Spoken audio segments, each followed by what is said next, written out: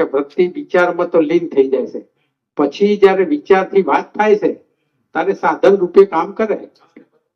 આ વિચાર રૂપ પોતે છે, આ માની ના લેવું, એનું દર્શન હોવું જોઈએ. બરાબર. આપણે કદાચ આઈઠો નતું જોયું, એના પહેલા કોઈ કહેતું હોય આઈઠો, તો આપણે માની તો લઈએ, કારણ કે જે કહેનાર માણસ છે એ તો સાચો જ હોય. બરોબર.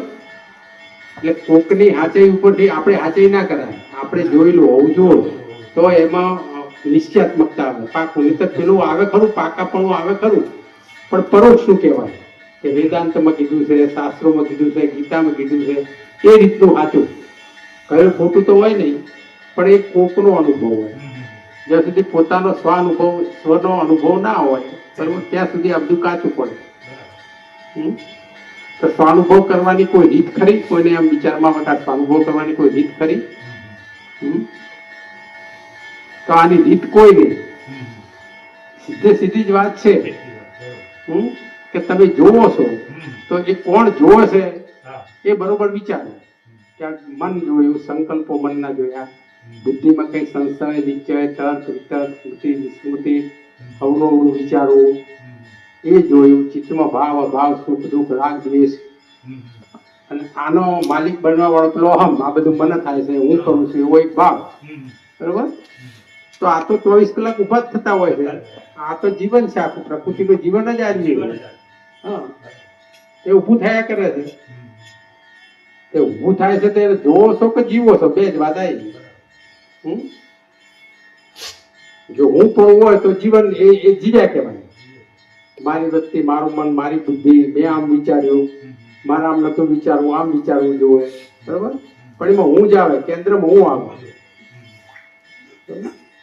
તો જો આને જોતા હોય તો હું આપણે બાદ કરવાનું. હું જોઉં છું એ રીતે નહીં, પણ હું ને જોઉં છું. હું એટલે આ બધા જ વિભાગોનું મિશ્રણ. મન, બુદ્ધિ, ચિત્ત, અહમ, આપણે કહીએ છીએ 24 તત્વોની પ્રકૃતિ, એના મિશ્રણમાં કેન્દ્ર સ્થાને હું હોય. આવા હુંમાં તમે પોતે પ્રગટ્યા એટલે હુંની મર્યાદા દેખાણી, હું અને ઈચ્છા એની મર્યાદા દેખાણી. તો અમર્યાદિત એવો જે વિચાર, એ મર્યાદિત એવી જે પ્રકૃતિ એને જુઓ છે. બરોબર. અને જાણે પણ છે. તો એ જે આખી જોવું અને જાણવું એ વિચારનું રૂપ છે. અને જેને જોવે છે અને જેને જાણે છે એ અહમ વાસનાનું, એટલે આપણે જીવનું રૂપ કહીએ. બરોબર. તો જીવનું જીવન તો એના કારણોથી ચાલ્યા કરે. જીવનું જીવન એના કારણોથી ચાલે. તો કારણ બનાવનાર કોણ? એ હુંનો હું જ હતો. હું જ આ બનાવ્યું હતું. એ આજે બનાવ્યું, કાલે બનાવ્યું, કે વર્ષો પહેલા, કે સમજો કે આ જન્માંતર પહેલા, પણ એ એને બનાવ્યું છે. બરોબર. કારણ કે એમાં હુંમાં હંમેશા માટે જે ઈચ્છા હોય અધૂરી જ રહે. કોઈ દાડો હુંમાં ઈચ્છાની પૂર્તતા થાય નહીં. એટલે હુંની ઈચ્છા થઈ અને એ જ પોતે વાસના રૂપ બની ગયા. બરોબર. અને એ વાસનાનું પાછું જન્મ, દેહ ધારણ કરીને આવી, પછી એનો ભોગ વખત ચાલુ થઈ જાય. તો આ જે ચક્રાઓ આખો ચાલે છે એને જોનાર જે છે અને જીવાડનાર, એનું જીવન જે છે ને એ જ્ઞાન વગર ના ચાલે. જ્ઞાન વગર જીવન ના ચાલે. તો આખું જે જીવન ચાલે છે આ અહમ અને વાસનાનું, જે પૂર્વનું છે, તો અત્યારના વર્તમાનમાં કશું નથી. એ પૂર્વનું જીવન જીવાઈ રહ્યું છે. વર્તમાન તો વિચાર છે, તમે પોતે વર્તમાન છો. અને એ વર્તમાનમાં પૂર્વનું જીવન જીવાઈ રહ્યું છે. બરોબર. હવે એમાં હું જે ખરો ને હું, બરોબર, હવે એને એ તો કોઈ દિવસ વિચારને ઓળખી શકવાનો નથી. એની મર્યાદા છે. એ વિચારને ના ઓળખી શકે. તો હું પણ જીવ્યા કરે. પણ તમે એને જાણો છો, એના જીવનને તમે જાણો, એના જીવનને જાણો છો. એટલે આપણે કઈ આનું જીવન ચાલુ કરવું, બંધ કરવું, એ કામ વિચારનું કામ નથી. વિચાર તો દ્રષ્ટા છે. તમે પોતે જ દ્રષ્ટા છો અને જોવો જ છો. તમે જ્ઞાન ક્યાંય બહારથી લેવા જઈએ તો એવું થાય કે બહારથી લઈને આપણે વિચારવાનું, બહારનું લઈ લેવાનું. તમે પોતે જ વિચાર રૂપે છો તો વિચારથી જે દેખાતું હોય તો શું દેખાય છે? આ 24 તત્વોની પ્રકૃતિ તો દેખાય છે ચોખ્ખી. તો આ પ્રકૃતિનું જીવન છે, પોતાનું નહીં. હવે આવું એક પિંડનું જીવન છે, એ પણ આ તમારા પોતાના વિચારથી જ્ઞાનથી ચાલે છે. તો આવા અનંત પિંડો, અનંત બ્રહ્માંડો જે છે, પિંડના બ્રહ્માંડો, બરોબર? તો અનંત બ્રહ્માંડોનું જે જીવન છે એ બી આ જ રીતે ચાલતું હોય તો એ વ્યાપક વિચાર કહેવાય. વિચારના વ્યાપકમાં આ પ્રકૃતિની વ્યાપ્તિ છે, વ્યાપક વિચાર અને પ્રકૃતિની વ્યાપ્તિ, અને એ જે જીવન જીવી રહી છે, બરોબર, એ આ જ્ઞાનથી. તો વ્યાપક જ્ઞાન જેને આપણે કહીએ ચિદાકાશ રૂપમ શિવોહમ શિવોહમ, બરોબર, એટલે વ્યાપક વિચાર જે છે ને એને ચિદાકાશ કરે. અને એમાં આ અનંત જીવો જીવી જાય છે, અને જે જીવે છે એ એના કારણથી જીવે છે. તો કારણ તો બનાવેલું હતું, એ જ આવ્યું છે, બસ રિપીટ જ થયું છે, બીજું કઈ નથી. આ ચક્રાઓમાંથી કઈ કે છૂટવું છે, છૂટવાનું ક્યાં છે? છૂટા જ છો, આનાથી મુક્ત જ છો, પણ વિચાર્યું નથી આવી છે. અને જે કઈ વિચાર્યું છે એ હું પણ વિચાર્યું, હા, વિચાર્યું હું પણ વિચાર્યું છે, એટલે ભૂલ થાય છે. તો આ ભૂલ સુધારવાની છે, ભૂલને આત્મા બનાવવાના નથી. આત્મા તો અનાદિના છો, પણ એની વિસ્મૃતિ થઈ ગઈ. કારણ કે આ દેહ જોયો, દેહના વ્યવહાર જોયા, સંબંધી જોયા, ઘર કુટુંબ આદિક આ બધો વિભાગ અહીં જોયો, આ ખેતી એ જ દેખાય છે. હા, એટલે હું પણ બેહી ગયું કે આ હું છું અને આ મારું છે, તારું છે, બરોબર. તો આ રીતે જીવન ચાલુ થઈ ગયું. તો આ જીવનને જ્યાં સુધી જોઈએ નહીં, અને આમાં એમ કહેવાય કે આ જીવન તો ચાલતું જ હતું, આમાં સુખ દુઃખ અને અનંત પ્રત્યાઘાતો બધા આયા જ કરતા હતા. પણ આ પ્રત્યાઘાતનું આખું જીવન, પ્રત્યાઘાતથી ચાલતું આખું જીવન, એમાં કોઈ દિવસ એવો વિચાર આવે, બરોબર, વિચાર આવે કે આ જીવન શું છે તો જ વિચારી શકાય, નતર વિચારા નહીં, જીવન ચાલ્યા જ કરે. તો એ જીવ પણ જીવન જીવાયું છે. તો એમ કહેવાય કે વ્યાપકમાં જે જીવ જીવે છે, વ્યાપકનું જે જીવન છે જીવોનું, તો એ તો કરતા ભોગતા પણ જ એમનું જીવન ચાલુ થઈ જાય, હું પણ જ જીવન ચાલુ થાય. દ્રષ્ટાપદ વ્યાપકમાં દ્રષ્ટાપદ ના હોય, બરોબર. તો એમ કહેવાય કે અહમ વાસના એ રીતે જીવન આ જીવ પ્રાણી માત્ર જીવે છે. ચાર વસ્તુ બતાવી ને કે જીવ જન્મે, જીવે, વાસના વાંધે, પાછો આ દેહ એનો જતો રહે, એટલે પાછો પેલી વાસના છે ને એ તો વ્યાપકમાં ફર્યા જ કરતી હોય, દેહ જતો રહેવા જતો, પાછી વાસના જન્મે, બરોબર. આ રીતે આ જીવનું જીવન અને આ ચક્રાઓ ચાલે. આ ચક્રાવામાંથી જેને પોતાને આમાં અધૂરો લાગવા માંડે છે કે આ જીવન પૂર્ણતા લાગતી નથી, કઈક ખૂટે છે એવું લાગે છે, બરોબર. તો આ કઈક ખૂટે છે એવું લાગે છે, તો જે સાચો ભક્ત છે એ ખૂટે ને ચલવી લેતો નથી, બરોબર. પણ હું પણ જીવતો હોવાથી, ભક્ત હોય પણ હું પણ જીવતો હોવાથી એની અંદર શું થાય છે? વિવળતા કહીએ ને, વ્યાકુળતા વ્યાપી જાય છે. કેમ કે એ જે જીવન જીવે છે એમાં એ જીવન એને અનુકૂળ લાગતું નથી, તો નહીં લાગવા પાછળના કારણ એને ખબર નથી,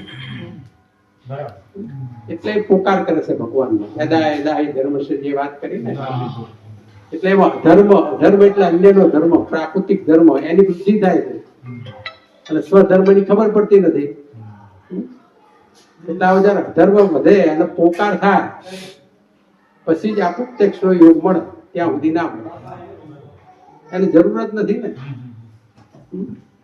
આ જે ભક્ત છે એ મને પોકારે છે, એટલે કે હું આવું છું મનુષ્ય, અને અધર્મનો નાશ કરું છું, અન્યનો ધર્મ એટલે પ્રાકૃતિક ધર્મનો નાશ કરીશ. નાશ કરવો અર્થાત કે એને છૂટો પાડી, જુદો છે, આ તારો નથી, બરોબર. અને સ્વ એટલે વિચાર રૂપે પોતે છું, એની સ્થાપના કરવી. તો સ્વધર્મની સ્થાપના માટે, ધર્મના નાશ માટે સંભવામી યુગે, આના માટે બરોબર. વિચાર પ્રગટ થયો હોય તો આ જ કારણ બરોબર કે આ દેહના ધર્મ જે છે એને જુદા કર્યા, અને સ્વ પોતે છે, અને આ દેહના ધર્મો જે છે એને જુઓ છે, જાણે છે, અને જીવાડે પણ છે, એને જીવાડે છે. એટલે મૂળભૂતતા આટલી છે. બરોબર. પછી મેં ઘણી વખત બદ્રીનાથની વાત કરી છે, ઘણી વખત કરી છે આ, બરોબર. અને આજે ફરીથી કરું છું. એમાં એક રહસ્ય મને દેખાયું હતું કે ભાઈ 4 ધામમાં બદ્રી ધામ શ્રેષ્ઠ કયું, તો એની શ્રેષ્ઠતા શું? તો એમાં તો એવું આપેલું હતું કે કેદાર ક્ષેત્ર, કેદાર ક્ષેત્રમાં વિષ્ણુ ભગવાન લીલ પર્વતની બાજુમાં બાળ રૂપે અવતર્યા. અને કોઈ પણ બાળક અવતરે એટલે પછી શું થાય તો રડવા માંડ્યું. એટલે વિષ્ણુ ભગવાન રડવા માંડ્યા. હવે ક્ષેત્ર શિવ ને પાર્વતી નું હતું, એટલે શિવ પાર્વતી ત્યાં હાજર થયા. એટલે બાળક તું રડે છે શા માટે? કે મારે જગ્યા જોવે છે. શું કહ્યું? જગ્યા જોવે છે. તારે જગ્યા શા માટે જોવે છે? કે મારે તપ કરવું છે. વિચારજો, બહુ વિચારવા જેવી વાત છે, એટલા માટે કહું છું. કે તપ તારે કરવું છે? તપ કરવું હોય તો જગ્યા આપી. તપ કરવું હોય તો આ જગ્યા આપી. તો કહેવાય છે કે વિષ્ણુ ભગવાન ત્યાં તપ કરવા માટે તપ કરતા કરતા અનેક પ્રકારના ઉપદ્રવો જગ્યાના અનુરૂપ, વરસાદ, હિમવર્ષા, પછી પર્વતોનું ખસવું અને અનેક જાતના ઉપદ્રવો ચાલુ થઈ ગયા. પણ એમનું લક્ષ્ય કેવળ ને કેવળ ક્યાં હતું? તપમાં. એટલે અસ્તિત્વનું ભાન કરતા હતા. એના સિવાય અસ્તિત્વ રૂપ પોતે છે એ જ વિચાર, બીજો કોઈ વિચાર નતો. એને તપ કર્યું છે. એ સ્વરૂપ અનુસંધાન કહેવાય. તો સ્વરૂપ અનુસંધાન કરીને બન્યું શું? જો એમને કઈ કર્યું નથી. આ ખબર પડી કોને? લક્ષ્મીજી. એટલે લક્ષ્મીજી ત્યાં બોરડીનું ઝાડ બન્યું. શું બતાવ્યું છે? બોરડીનું ઝાડ બની અને સાયા છે. તો બધા જે ઉપદ્રવ હતા એ તો એના ઉપર ઝીલાઈ ગયા, એના ઉપર ઝીલાઈ ગયા. પછી જયારે તપમાંથી બાર દ્રષ્ટિ કરી વિષ્ણુ ભગવાન, દ્રષ્ટિ પહેલી કેના ઉપર પડી? બોરડી ઉપર. તો એનો ઉદ્ધાર થઈ ગયો. શું કહ્યું? એનો ઉદ્ધાર થઈ ગયો. ઉદ્ધાર કેવી રીતે બતાવ્યો? કે બદ્રી એટલે બોરડી, અને એનો ઉદ્ધાર કર્યો ભગવાનના સંગમાં, ભગવાનના સાયારૂપ બની. બરોબર. તો બન્યું કેવું કે એના નાથ બન્યા. ઉદ્ધાર એટલે નાથ કહેવાય. એટલે એ ધામનું નામ બદ્રીનાથ એવું પડ્યું. બરોબર. વાત સીધી સાદી છે, એકદમ સીધી વાત છે.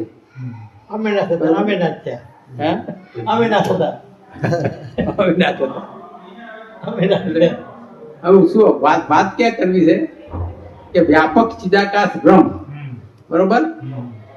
અને એમાં તમે પોતે જ વિચારો, બરોબર. આ દેહ લઈને તમે અહીંયા આવ્યા, બરોબર. એટલે દેહ લઈને આવ્યા, ક્યાં આવ્યા છો? વ્યાપક પદ દેહ છે. હા. હવે જગ્યા રોકર એમને તપ કરવું છે, તો તપ શાના માટે કીધું?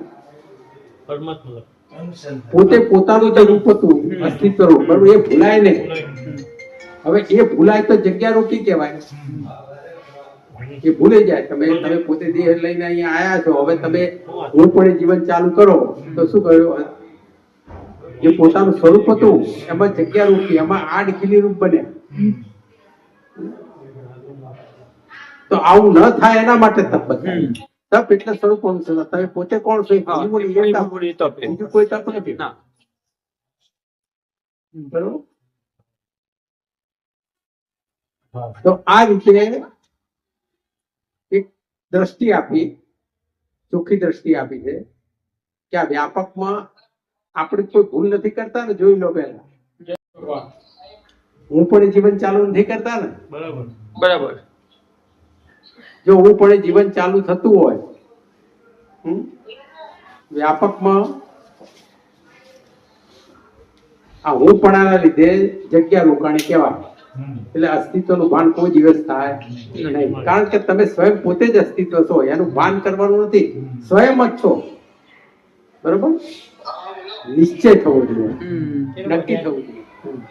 એટલે આ વ્યાપક વિચાર જે છે એમાં જગ્યા રોકી છે હું પણ. હવે ખરેખર હું છે ખરો ને તપાસ તો કરવાની રહી જ નહીં. તપાસ કરવાની છે ખરો, તપાસ કરવાની બાકી રહી. તો તપાસ કોણ કરે? કોક કરીને આપે ના, જાતે કરવી પડે. તપાસ કરો. શું તપાસ કરો? આ બ્રહ્માંડની રચના વિશેનો વિચાર કરવા જેવો છે કે આ બ્રહ્માંડ બન્યું છે સારું, અને આ પિંડ એ જ બ્રહ્માંડનો એક ભાગ એટલે પિંડ છે. પિંડ એ જ બ્રહ્માંડ. ડુંગરાનો અભ્યાસ કરવા માટે આખો ડુંગરો ના લાવવો પડે, પણ એક નાનો ભાગ લાવો અને અભ્યાસ કરો, ડુંગરાનો થઈ જાય. એમ એક દેહનો અભ્યાસ કરો તો ખબર પડે. બરોબર? તો આમાં શું છે? 5 ભૂત, 5 ભૂતનું શરીર દેખાય. બરોબર? 5 જ્ઞાનેન્દ્રિયો છે જેનાથી જ્ઞાન થાય. આંખથી જોવાનું, કાનથી સાંભળવાનું, નાકથી ગંધનું. બરોબર?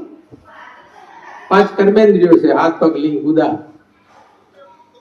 અને વાણીમાં. તો 5 કર્મેન્દ્રિયો વડે કર્મ થાય છે, 5 જ્ઞાનેન્દ્રિયોથી જ્ઞાન થાય છે. પછી 5 વિષય છે, 5 વિષય છે, 24 તત્વો કહીએ એટલે પ્રાણ નહીં દીધા. 5 વિષય છે, શબ્દ, સ્પર્શ, રૂપ, રસ અને ગંધ. તો એનો આ જ્ઞાનેન્દ્રિયો કર્મેન્દ્રિયોથી ભોગવટો થાય છે. એ ભોગવટો કરનાર જીવ છે, અહમ વાસના કહીએ છે એ. અને જે સંકલ્પ થાય છે એ મનથી થાય છે. કે સંશય, નિશ્ચય, તર્ક, વિતર્ક, શ્રુતિ, વિસ્મૃતિ થાય તો બુદ્ધિથી થાય છે. ભાવ, અભાવ, સુખ, દુઃખ, રાગ, દ્વેષ જે કઈ થાય એ ચિત્રો ભાગ છે. અને હું માથે લે છે, હું કરું છું એ રીતે. જો તમે આ જોતા હોય તો જોનાર છો, અને જીવતા હોય તો આના વિભાગમાં જીવ્યા કરો છો. પેલી વાસના પડી છે, બરોબર? પૂર્વની જે વાસના છે એ આજ માળખાથી એનો ભોગવટો થાય છે. તો તપાસ કરો કે જીવનાર છો કે જોનાર છો. વાત આટલી છે.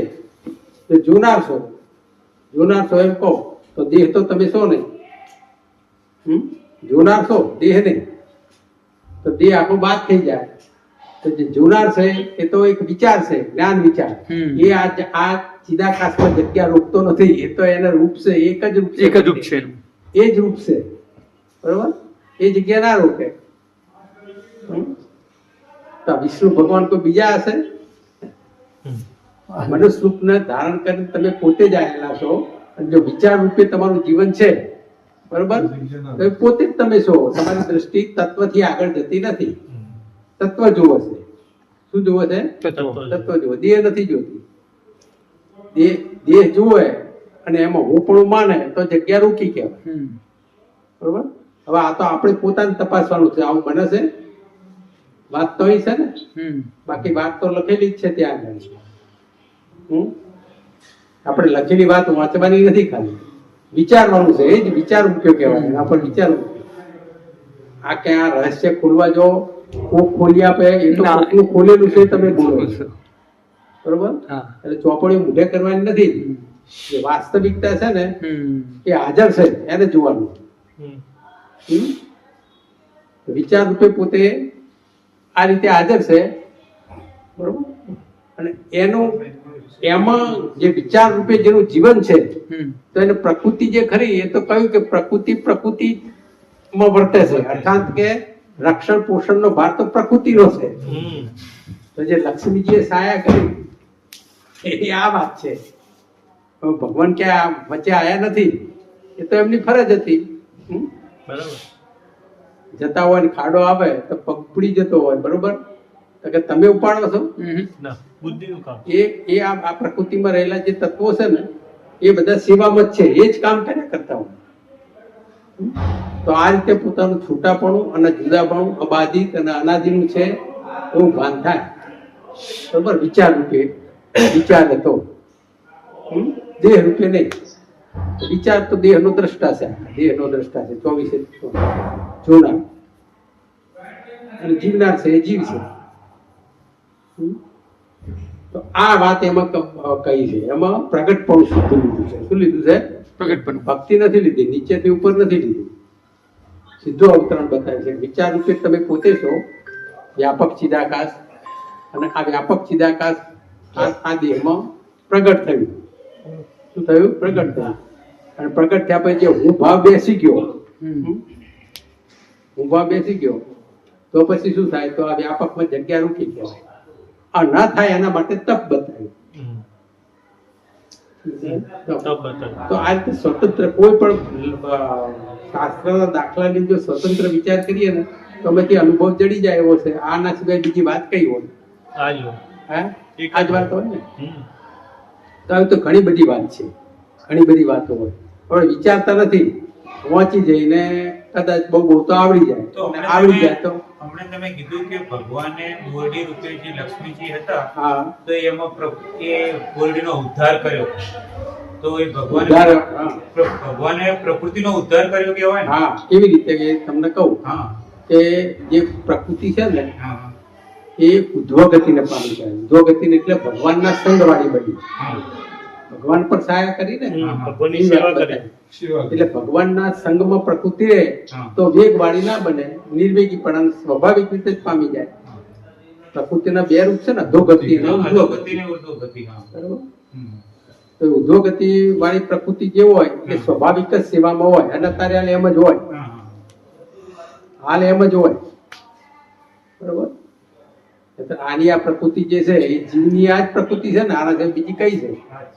હા, પણ એ અનેક ઉત્પાતો પામતી પ્રકૃતિ છે, હમ. કરતાપણા વાળી છે, હમ. જન્માંતર પમાડનારી છે. બરાબર. હા, એટલે અધોગતિની કહેવાય. એટલે ઉત્પાદ કરતી એટલે ભગવાનના સંગમાં રહી. હમ. રામ આયા તા, સીતા લઈને આયા કે ના આયા? હમ. હમ? બરાબર. એ રીતે એ ભગવાનના સંગ વાળી જ રહે, એ એની ગતિ કહેવાય.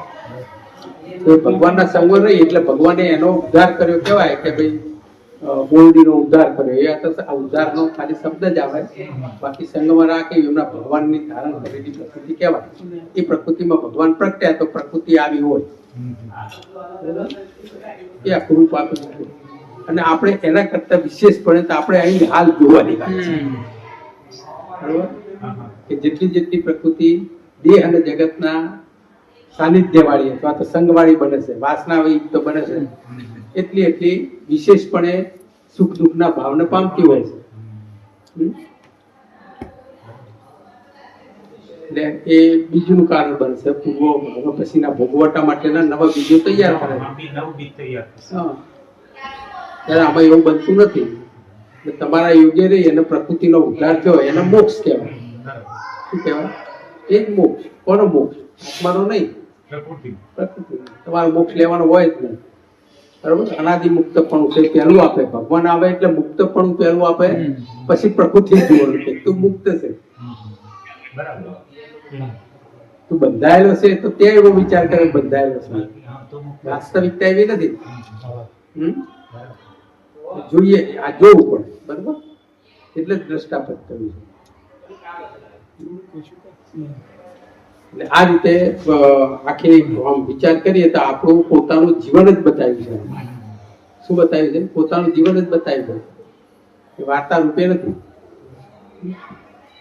તો આપણું વિચારનું રૂપ આ રીતે આપણે વિચારી શકીએ એના વિશે. પછી બીજી રીતે વિચારવું હોય તો એવું કહેવાય કે અસ્તિત્વ રૂપ જે છે, બરોબર, શાસ્ત્રોક્ત દ્રષ્ટિએ તો એ અસ્તિત્વ છે એ શિવ છે. અસ્તિત્વ છે એ શિવ છે. એટલે સમાધિમાં, એટલે આ દેહ અને જગત વિશેની કોઈ વિચારમય નથી. બરોબર? કેવળ અસ્તિત્વ. પછી દ્રષ્ટિ કરી, બરોબર, એ બીજું રૂપ આવ્યું. તો તત્વ સુધી જ ગઈ. ક્યાં સુધી ગઈ? તત્વ સુધી જ ગઈ. તો એ વિષ્ણુનું રૂપ આવ્યું. બરોબર? પછી આખું શરીર લીધું, આખું શરીર લો તો સંબંધ આવે છે. શું આવે? રામ આયા, કૃષ્ણ આયા, વિષ્ણુ ના જ અવતાર છે બધા. બરાબર. તે અવતાર છે તો શરીર આવે. શરીર આવે શું થાય? શરીર છે તો સંબંધ હોય. સંબંધ હોય તો સંબંધ સચવાતા હોય ને. ક્રિયાઓ હોય. હા, બાપ હોય, દીકરો હોય, બેન હોય, ભાઈઓ હોય, આખું જીવન હા, બતાવ્યું ને. એ બધાના વ્યવહાર હોય, બધા વ્યવહાર હોય. એના તો વ્યવહાર એ પોતા પણ ના માન્યા. હમ. એ આખી ક્રિયાઓ જે બધી બની એ બધી લીલા રૂપ કહેવાય. રામ લીલા, કૃષ્ણ લીલા જે કહે છે ને એ લતભાઈ. હમ. તો 3 તબક્કા સમજાય. હવે એવા 3 તબક્કા જીવનમાં હાજર જ હોય છે. ખ્યાલ આવ્યો? હમ. 3 તબક્કા હાજર હોય. અને ચોથો તબક્કો કયો છે કે આને જાણતો જ નથી ને હું પણ એ જીવે છે. હા. બરોબર? હમ. તો એ જીવ એ કહેવાય. જીવ કહેવાય.